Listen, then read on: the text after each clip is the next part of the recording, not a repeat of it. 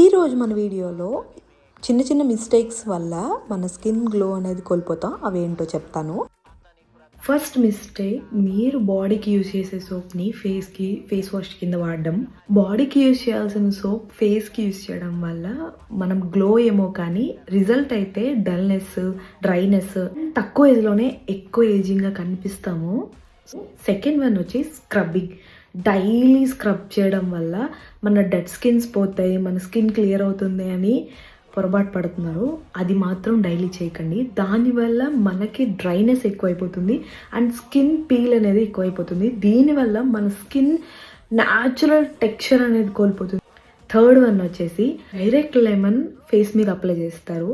అది మాత్రం అస్సలు చేయొద్దు. మీరు లెమన్ యూజ్ చేద్దాం అనుకుంటే వాటర్లో కానీ అలోవెరా జెల్లో కానీ ఇలా దేంట్లో మిక్స్ చేసి అప్పుడు అప్లై చేయండి. ఐ హోప్ మీ అందరికీ ఈ వీడియో హెల్ప్ఫుల్ అయిందని అనుకుంటున్నాను.